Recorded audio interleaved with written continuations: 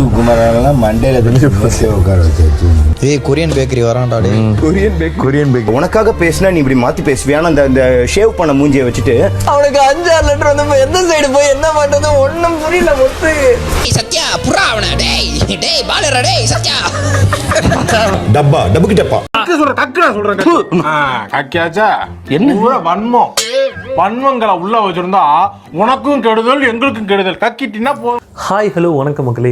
So இந்த வீடியோவில் நம்ம என்ன பார்க்க போகிறோம்னா, அதாவது நேற்றுக்கு எபிசோடு பார்க்கும்போது முழுக்க ஒரு வன்மம் நிறைஞ்ச ஒரு எபிசோடாக தான் நேற்று நான் பார்த்தேன். அதுலேயும் முக்கியமாக சொல்ல போனோம்னா ஜாக்லின் மேலே ஏன் இந்த அளவுக்கு ஒரு வன்மத்தோடு திரியிறாங்கன்னு இப்போ வரைக்குமே புரியலை. எனக்கு தெரிஞ்சு இவங்க ஆல்ரெடி கன்ஃபார்ம் பண்ணிட்டாங்கன்னு நினைக்கிறேன். ஏன்னா இவங்களுக்கு ஆல்ரெடி தெரிஞ்சு போச்சு, ஒன்று முத்துக்குமரன், இன்னொன்று ஜாக்லின், இன்னொன்று சௌந்தர்யா. இவங்க 3 பேருமே ஃபைனலிஸ்ட்டுன்னு ஆல்ரெடி இவங்க மனசுக்குள்ளே பதிய வச்சுட்டாங்க. அதனாலேயே என்னமோ இவங்க 3 பேரை கண்டா இவங்களுக்கு பிடிக்க மாட்டேங்குது. குறிப்பாக யாருன்னு சொல்ல போனோம்னா நம்ம விஷால், இன்னொன்று தர்ஷிகா, குறிப்பாக ஆனந்தி. ஆனந்திலாம் பின்னாடி பேசுகிறதுல ஆனந்தி அடிச்சுக்க ஆளே இல்லைன்னு சொல்லலாம். அந்த லெவலுக்கு இவங்கெல்லாம் ஒரு வன்மத்தோடய திரியிறாங்க. ஜாக்லினெல்லாம் இவங்க பேசாமல் இருந்தால் தான் அதிசயம், பேசின மெனிக்கே தான் இருக்காங்க. ஸோ அதை பற்றி பார்ப்போம். அது மட்டும் இல்லாமல் ஜெஃப்ரி, என்னமோ விட்டு கொடுக்குறேன்னு பேசிக்கிட்டு இருந்தியே, இதுதான் நீ ஒன்று விட்டு கொடுக்குறதா அப்படின்ற மாதிரி தான் நேற்றுக்கு எபிசோடில் நம்ம கேப்டன்சி டாஸ்கில் நம்ம ஜெஃப்ரி பண்ணி விட்டாப்புல. அதை பற்றியுமே பார்ப்போம். ஏன்னா எத்தனை பேருக்கு அந்த டவுட் இருந்துச்சுன்னு தெரில, ஆனால் எனக்கு அந்த டவுட் இருந்துச்சு. ஸோ அதை பற்றியுமே இந்த வீடியோவில் பார்ப்போம். அது மட்டும் இல்லாமல் நேற்றுக்கு வந்து நாமினேஷன் நீங்கள் பார்த்தீங்கனாலே, அதாவது உள்ளே இருந்து, அதாவது யாருக்கும் தெரியாமல் ஓப்பன் நாமினேஷன் இல்லாமல் க்ளோஸ் நாமினேஷனாக இருந்தால் இவங்க பேச்சே வேற மாதிரி இருந்திருக்கும். இது ஓப்பன் நாமினேஷனுமாக இருந்ததுனால சகஜமேனிக்கு நாமினேட் பண்ணி விட்டாங்க. அதை பற்றியுமே பார்ப்போம். அப்புறம் அந்த ஷாப்பிங் டாஸ்க் அதெல்லாம் நடந்துச்சு. ஸோ இதை தான் நேற்றுக்கு நடந்த இந்த எபிசோடு. ஸோ இதை பற்றி தான் இன்றைக்கி இந்த வீடியோவில் பார்க்க போகிறோம். வாங்க வீடியோக்குள்ளே போகலாம்.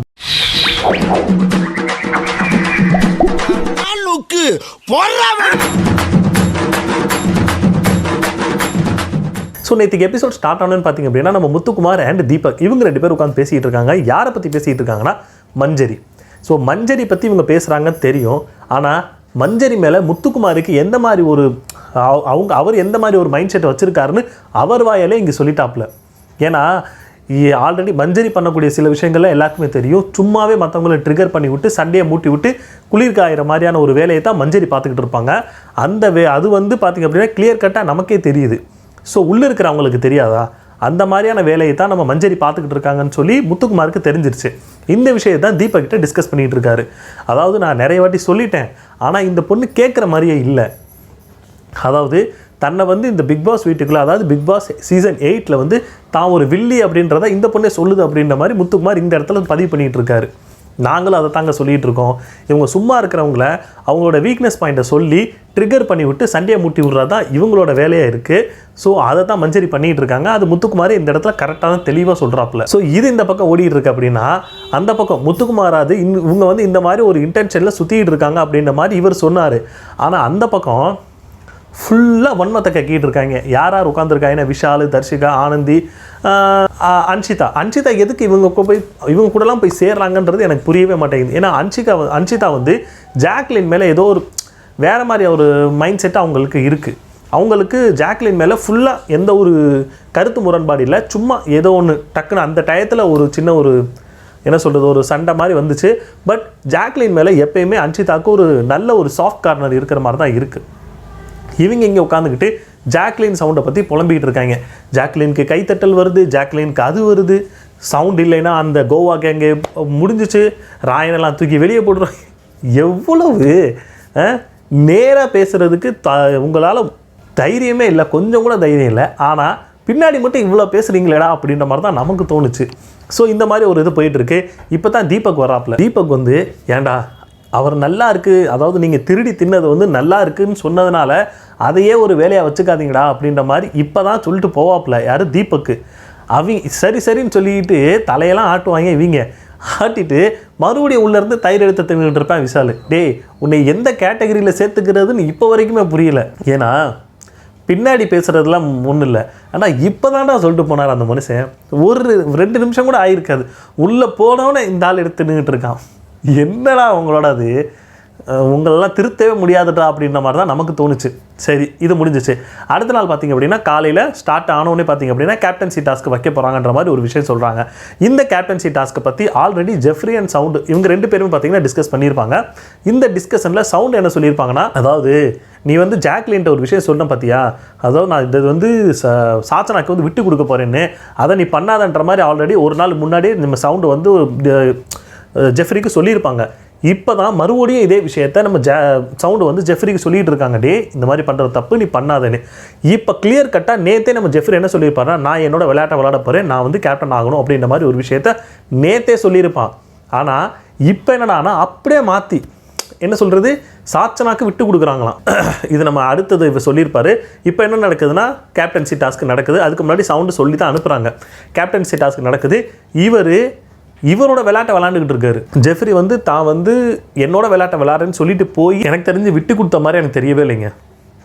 எந்த இடத்துலையுமே ஜெஃப்ரி வந்து சாச்சனாக்கு விட்டு கொடுத்தது மாதிரி எனக்கு தெரியவே இல்லை. இவருக்கு அந்த நம்பர் பிளேட் தெரிஞ்ச உடனே டக்குன்னு போய் எடுக்கிறாப்புல. எந்த இடத்துலையுமே எனக்கு விட்டு கொடுத்த மாதிரி தெரில. சும்மா அந்த இடத்துல நடந்துக்கிட்டு இருக்காரு. இவர் கண்ணுக்கு தெரிலைன்னொன்னே இவர் வந்து என்ன சொல்கிறாருன்னா, நான் வந்து ஒவ்வொரு டைமும் விட்டு கொடுத்துட்டே இருந்தேன், ஆனால் அவள் வந்து அதை எடுக்கவே இல்லை, அதனால நான் எடுக்க வேண்டிய நிலைமை வந்துச்சு அப்படின்ற மாதிரி புழுவிக்கு திரியிறான். அது எந்த இடத்துல எனக்கு வந்து ஸ்ட்ரைக் ஆச்சுன்னா, சரி ஸ்டார்டிங்கில் சும்மா நடந்துக்கிட்டு இருப்பா, நான் ஒன்றும் சொல்லவே இல்லை, அந்த பொண்ணுக்கு எங்கே தெரிஞ்சோ அந்த பொண்ணு எடுத்துச்சு, நீ எங்கேருந்து எடுத்துருந்துச்சோ அங்கே எடுத்த, நான் ஓகேன்னு சொல்லிக்கலாம். கடைசியாக இன்னும் ஒரே ஒரு நம்பர் பிளேட்டுன்னு சொன்ன உடனே 2 பேருமே ஒன்றா தான் கை வைப்பாங்க. அந்த இடத்துல ஒன்றா கை வைக்கிறாங்களே, விட்டு கொடுக்குறவன் என்ன சொல்லணும், சரி நீ கை வச்ச நான் கை வச்சேன், யார் ஃபஸ்ட்டு கை வச்சாங்களோ எடுத்துக்கலாம் அப்படின்னு சொல்லி ஃபஸ்ட்டு எனக்கு தெரிஞ்சு கை வச்சது, எனக்கு தெரிஞ்சு 2 பேருமே ஒரே மாதிரி இதில் தான் கை வச்ச மாதிரி இருக்குது. சரி விட்டு கொடுக்குறவன் சரிப்பா அப்படின்னு கை எடுத்துகிட்டு நீ விட்டுருக்கலாம்ல, நீ எதுக்கு உருவினை எடுத்த அந்த கையை பண்ணலை. இதுக்கு எனக்கு அப்பே தெரிஞ்சு போச்சு, ஜெஃப்ரி வந்து அவனுக்கான விளையாட்டை தான் விளையாடுறான், தப்புன்னு கிடையாது. எனக்கு தெரிஞ்சு எனக்கு இதில் என்ன சந்தோஷம் அப்படின்னா, ஜெஃப்ரி ஜெயிச்சதை விட சாச்சனா ஜெயிக்கலை அப்படின்றது தான் எனக்கு ரொம்ப சந்தோஷமாக இருந்துச்சு. அது எனக்கு என்ன சொல்கிறது, இந்த அம்மா வந்து நார்மலாகவே இதை கையில் பிடிக்க முடியாது, ஆனால் இது கேப்டன் மட்டும் ஆயிடுச்சு, கிழிஞ்சிரும், விளங்கிடும் பிக் பாஸ் வீடு அப்படின்ற மாதிரி தான் நமக்கு தோணுச்சு.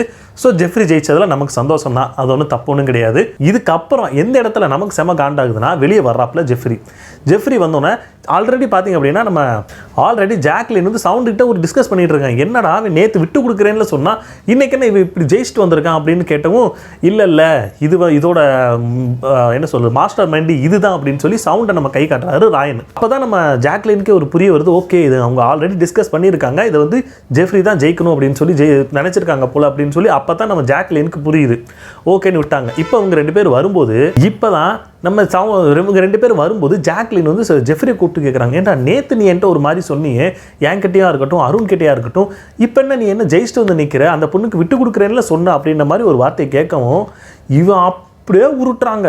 எவ்வளோ நான் என்ன கேட்குறேன், இல்லை நான் யோசிச்சு பார்த்தேன், எனக்கு அது சரிப்பட்டு வரல, அதனால் நான் வந்து என்னோட விளையாட்டை விளையாண்டேன்னு சொல்லி வச்சுக்கவே ஹேட்ஸ் ஆஃப்.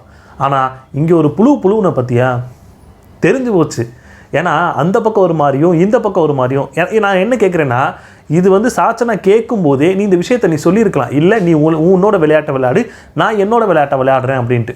சரி அப்போ சொல்லலை, சவுண்டு உனக்கு ஒரு அறிவுரை சொன்னால் பார்த்தீங்களா, அதுக்கப்புறமா நீ போய் சாச்சனா கிட்ட சொல்லியிருக்கலாம், இல்லை நான் என் விளையாட்டை விளையாடுறேன், நீ உனக்கு திறமை இருந்தால் நீ உன்னோட விளையாட்டை விளையாண்டு நீ ஜெயிச்சுக்கன்னு சொல்லியிருந்தீங்கன்னு இது வேறு மாதிரி போயிருக்கும். ஆனால் அதெல்லாம் சொல்லவே இல்லை.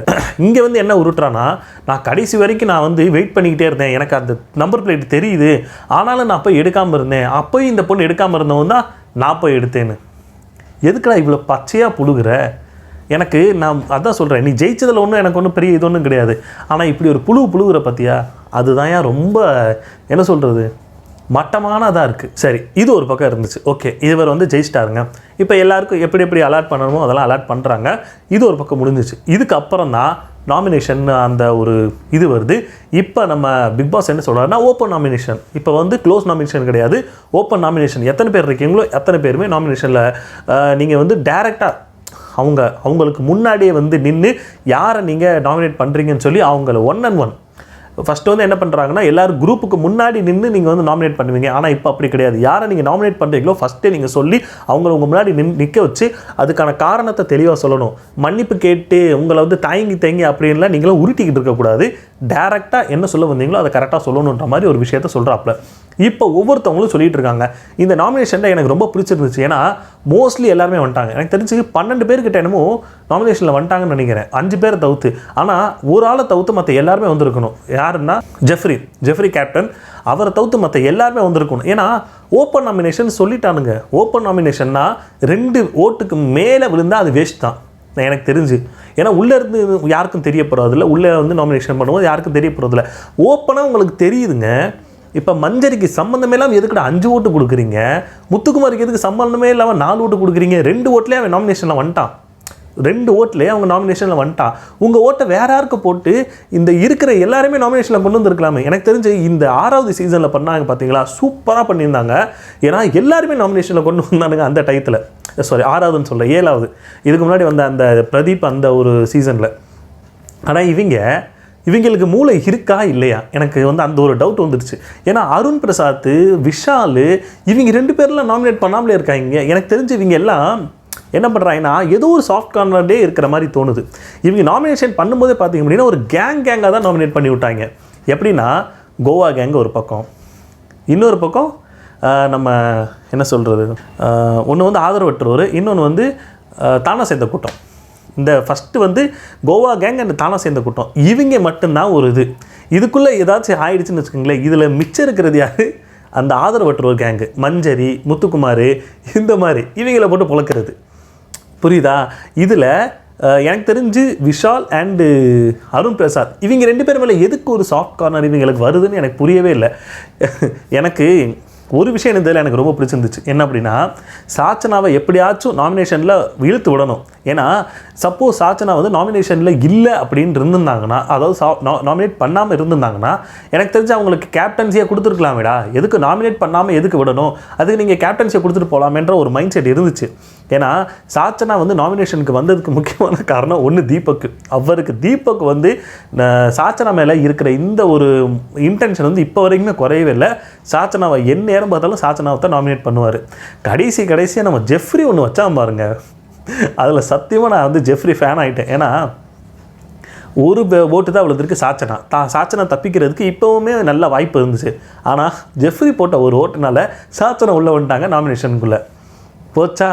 அதாவது ஜெஃப்ரி வந்து எதுக்காக அவன் கேப்டன்சி அவன் எடுத்தானோ அந்த வேலையை நல்லா இந்த இடத்துல பார்த்து விட்டான். ஜெஃப்ரி வந்து விளாட மாட்டேங்கிறான்னு நினச்சிக்கிட்டு இருக்கோம்ல, பக்கா ஸ்கெட்ச் போட்டு விளாண்டுக்கிட்டு இருக்கான். ஏன்னா கேப்டன்சி கொடுக்கல. ஸோ இந்த பொண்ணுக்கு அந்த நாமினேட் பண்ண முடியாதுன்ற அந்த ஒரு இது இல்லை, நாமினேட் பண்ணி தான் ஆகணும். இப்போ தீபக் சாச்சனாக்கு வந்து யாருமே அந்த அளவுக்கு வந்து நாமினேட் பண்ணவே இல்லை. ஒரே ஒரு ஆள் தீபக் மட்டும் தான் பண்ணியிருக்காரு. அப்போது ஜெஃப்ரி பண்ண அந்த ஒரு விஷயம் என்னென்னா, நான் கேப்டன்சி கொடுக்கல, எதுக்காகனா நீ நாமினேஷனுக்குள்ளே வரணும் அப்படின்ட்டு. அப்போது நாமினேஷனுக்கு வரணும்னா தீபக் பண்ணதுக்கப்புறம் இன்னும் ஒரு ஆள் பண்ணணும், அது நானாகவே இருந்துட்டு போகிறேன்னு ஜெஃப்ரி பண்ணி விட்டான். செம்ம, எனக்கு வந்து அது ரொம்ப பிடிச்சிருந்துச்சு. ஆனால் எனக்கு பிடிக்காத ஒரு விஷயம் அப்படின்னா, விஷால் அண்ட் அனுர் பிரசாத் இவங்க 2 பேரையுமே ஓட்டிங் போட்டு நாமினேஷனுக்குள்ளே எதுக்கு கொண்டு வரல அப்படின்ற மாதிரியான ஒரு டவுட்டு தான் எனக்கு வந்துக்கிட்டே இருந்துச்சு. ஏன்னா சம்பந்தமேல நீங்கள் மஞ்சரின்னு என்னடா பண்ணுச்சு?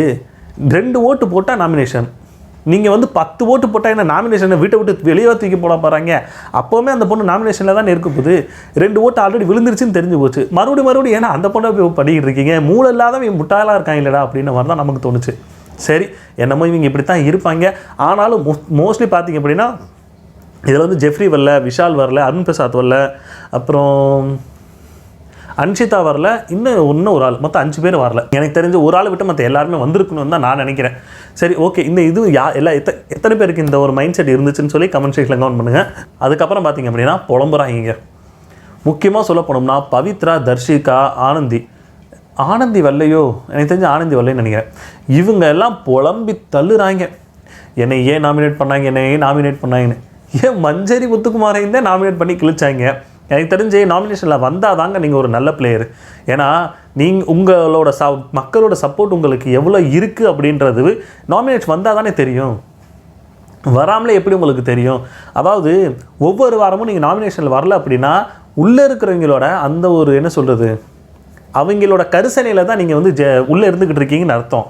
சப்போஸ் நீங்கள் வெளியே போயிட்டு மக்கள் ஓட்டு போட்டு நீங்கள் மறுபடியும் உள்ளே இருந்தீங்கன்னு வச்சுக்கோங்களேன், அதுதாங்க உண்மையான கேம்.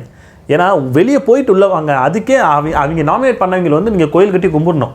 சப்போஸ் நீங்கள் ஓட்டு போடாமல் வெளியே போயிட்டீங்க அப்படின்னா அது வேறு, அது ஓகே ஏற்றுக்கலாம், அது வந்து உங்களோட பர்ஃபார்மன்ஸ் பேஸ் பண்ணிது. ஆனால் ஓட்டு போட்டு உள்ளே இருந்தீங்கன்னா மக்கள் ஏதோ நம்புறான்னு தானே அர்த்தம். அதை வந்து ஸ்போர்ட்டிவாக எடுத்துக்காமல் இவங்க வந்து புலம்பி தள்ளுறாங்க.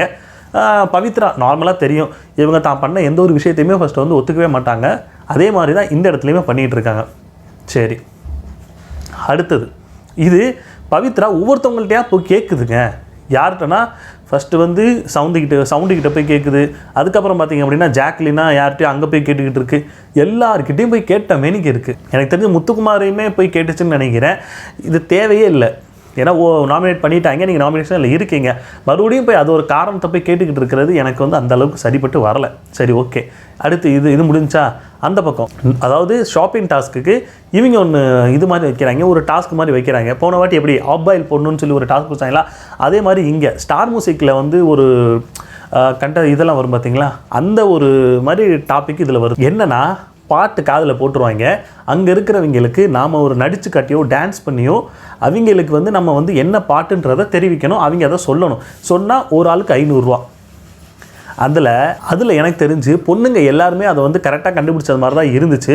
ஆனால் அதாவது வெளியே சொன்னாங்க டான்ஸ் பண்ணி. ஆனால் பாய்ஸ் டீம், அதாவது பசங்க 4 பேர்கிட்ட அதை வந்து செய்யவே, 4-5 பேரோ அவங்க வந்து இது பண்ணவே இல்லைங்க, ஒழுங்காக இது பண்ணலை. அதனால் 6500 ரூபா தான் சம்பாதிச்சாங்க. இதுக்கு ஏற்ற மாதிரி இவங்க வந்து சமையல் வந்து இது வந்து கொஞ்சம் இந்த டாஸ்க் வந்து பார்த்திங்கன்னா கொஞ்சம் ஃபன்னாக தான் போச்சு. அது மட்டும் இல்லாமல் இதுக்கு ஷாப்பிங் பண்ணுறதுக்கு யார் போகணும் அப்படின்ற மாதிரி ஒரு விஷயம் வருதுங்க. இதில் தான் நம்ம தர்ஷிகாவோட வன்மம் எவ்வளோ இருக்குது அப்படின்றது தெரிஞ்சு போச்சு. ஏன்னா ஜாக்லின் மேலே இவங்களுக்கு ஆல்ரெடி ஒரு வன்மை இருக்குன்றது நம்ம எல்லாருக்குமே தெரியும். ஆனால் அன்ஷிதாவுக்கு ஒரு என்ன சொல்கிறது, ஜாக்லின் மேலே ஒரு சாஃப்ட் கார்னர் இருந்தாலும் அங்கங்கே ஏதோ ஒரு மாதிரி கோவம் வந்துக்கிட்டு தான் இருக்குது. ஆனால் இந்த இடத்துல அன்ஷிதா என்ன சொல்கிறாங்கன்னா ஜாக்லின் அனுப்பலாம் அப்படின்ற மாதிரி ஒரு விஷயத்த சொல்கிறாங்க. விஷால் ஜாக்லின் அண்ட் முத்துக்குமார் போகலான்னு சொல்லிவிட்டு கடைசி என்ன பார்த்தீங்கன்னா புது ஆள் ஒரு ஆள் போகலான்னு சொல்லி தர்ஷிகா இந்த இடத்துல இது பண்ணுறாங்க. ஆனால் தர்ஷிகாவை கூட்டு போய் அனுப்பிட்டாங்க. பட் அந்த இடத்துல பார்த்தீங்க அப்படின்னா ஏதோ குளறுபடி நடக்குது. சாப்பாடு இது பண்ணுறதுல கொஞ்சம் லேட் பண்ணிக்கிட்டு இருக்காங்க. அவங்க சொல்கிறதுல இது இவ்வளோன்னு சொல்கிறதுக்கு கொஞ்சம் லேட் பண்ணிகிட்டு இருக்காங்க. இந்த மாதிரி ஆகுது. 6500 ரூபாய்க்குள்ளே எடுத்துடுறாங்க. எனக்கு தெரிஞ்சு 6500 எப்படி பத்துன்னு எனக்கு சரியாக புரியவே இல்லை. பண்ணிட்டாங்க. வந்ததுக்கப்புறம் அன்ஷிதா ஒரு வார்த்தை சொல்கிறாங்க, இந்த இடத்துல தர்ஷிகாவுக்கு பதில் ஜாக்லின் போகலாம் அப்படின்ட்டு. இந்த அம்மா புலம்புதுங்க, புலம்பி தள்ளுது. என்ன எப்போ பார்த்தாலும் ஜாக்லின்ட்டு புலம்பு தள்ளின மேனிக்கு இருக்குது. ஸ்டார்டிங்லேயும் அதே மாதிரி தான், இங்கேயும் அதே மாதிரி தான். ஏன் நான் போனால் சரிப்பட்டு வராதுன்னு. அதுக்கு அன்ஷிதா ஒரு விஷயம் சொல்கிறாங்க, ஜாக்லின் போனால் எல்லா விஷயமே டக்குன்னு சொல்லி அதை எடுத்துருவா. இது வந்து தனிப்பட்ட இண்டிவிஜுவல் கேம் கிடையாது, பொதுவாக சாப்பாடுக்காக இது எடுக்க வேண்டியது. அதை நீங்கள் கரெக்டாக சொன்னால் தானே எழுதுறவர் கரெக்டாக எழுதுவார் அப்படின்ற ஒரு மைண்ட் செட்டில் தான் அன்ஷிதா சொன்னாங்க. இந்த இடத்துல இந்த அம்மா வன்மத்தை கக்கி தள்ளுது. நமக்கு ஆல்ரெடி தெரியும் இவங்களுக்கு ஜாக்லின் மேலே எந்த ஒரு இதுன்னு. ஏன்னா இதைத்தான் நம்ம விஷால் ஒரு விஷயத்தில் சொல்லியிருப்பார். ஏன்னா ஜாக்லின் அந்த அளவுக்கு இல்லை, இது ஒரு கலக்கப்போகுது யாரை தவிர்த்து அவங்க எந்த ஒரு இதுலேயுமே ஃபார்மில் இல்லை. ஆனால் நான் பார்த்திங்க அப்படின்னா நல்ல ஒரு ஹீரோ அது இதுன்னு நான் போயிட்டுருக்கேன், அதனால எனக்கு வந்து நல்ல ஒரு இது இருந்துச்சுன்னு. ஜாக்லின் ஃபார்மில் இல்லாமல் இருந்தாங்களா? இந்த ஒரு சீரியல் வந்துச்சு, ஜாக்லின் வந்து பார்த்திங்க அப்படின்னா ஒரு சீரியல் நடிச்சிருப்பாங்க. அதில் வந்து கவுன்சிலராகவோ இல்லை ஏதோ ஒரு பொறுப்பில் வருவாங்க. அந்த தமிழரசியாக என்னமோ ஒரு பேர் வரும். அந்த மாதிரி ஒரு இதில் அவங்க தான் மெயின் ரோலே, அவங்க தான். அவங்கள வச்சு தான் அந்த ஃபுல் கதையுமே நகரும். இவர் என்னடானா ஒரே ஒரு நாடகத்தில் பாக்கியலட்சுமியில் அவங்க மகனாக வந்துட்டு இவர் ஹீரோ ரோல் பண்ணிக்கிட்டு இருந்தாராம். ஹீரோ ரோல் பாக்கியலட்சுமி, நீ வந்து சும்மா சைடு ரோல் தான். இவர் சொல்லிகிட்டு இருக்காரு ஜாக்லினுக்கு எந்த அளவுக்கு ஒரு ஃபார்ம்லேயே இல்லை, கலக்கப்போது யாரை தவிர ஜாக்லின்னு எங்கேயுமே தெரியாதுன்னு இவர் புலம்பிக்கிட்டு இருக்காப்புல. அப்படித்தான் விஷால் சொல்லி நம்ம தர்ஷிகா மண்டையை கழுவி விடவும் தர்ஷிகாவும் இந்த இடத்துல நம்ம ஜாக்லினை பற்றி வன்மத்தை கக்கிக்கிட்டு இருக்கு. எல்லா இடத்துலையும் ஜாக்லின் சொல்லிட்டு இருக்காங்க. நான் வந்ததுலேருந்து பார்த்தீங்க அப்படின்னா ஸ்டார்டிங்லேயே தர்ஷிகாவுக்கு எந்த ஒரு மனநிலைனா, தர்ஷிகா வந்து ஸ்டார்டிங்லேருந்து 2 தடவை அவங்க வந்து கேப்டன்சி ஆனோன்னே இவங்கள வந்து டாப் ரேஞ்சில் வச்சுருக்காங்களாம் மக்கள். அதனால் இவங்க வந்து கீழே இறங்குறதுக்கு இதே இல்லையா. ஏமா இவ்வளோ புழுவு தள்ளுறீங்க, ஒரு வன்மை இருக்கலாம் அதுக்குன்னு இப்படியா அப்படின்ற மாதிரி தான் நமக்கு தோணுச்சு. ஸோ அதோடு அவ்வளோதான். நேற்றுக்கு இந்த அளவுக்கு எவன் வந்து எந்தெந்த வன்மம்லாம் வச்சுருக்காங்களோ அது எல்லாத்தையும் நாமினேஷன்லேயும் கொட்டி தீர்த்துட்டாங்க, இந்த மாதிரியான இதுலேயுமே கொட்டி தீட்டாங்க. ஸோ மக்களாகிய உங்கள்கிட்டே நான் கேட்குறேன், ஜெஃப்ரி வந்து விட்டு கொடுத்து தான் நான் பண்ணாப்லையா, இல்லை அவனுக்கான கேமை தான் அவன் விளாண்டானா, இல்லை ஜாக்லின் மேலே தர்ஷிகாவுக்கு உண்மையாக வன்மை இருக்கா, இல்லை நமக்கு மட்டும்தான் அப்படி தெரியுதா அப்படின்றத கமெண்ட் செக்ஷனில் கமெண்ட் பண்ணுங்கள். ஸோ இந்த வீடியோ உங்களுக்கு பிடிச்சிருந்தா லைக் ஷேர் கமெண்ட் பண்ணுங்கள், ரொம்ப பிடிச்சிருந்தா சப்ஸ்கிரைப் பண்ணி வச்சுங்க. அடுத்த வீடியோவில் பார்ப்போம். Ta-ta bye bye.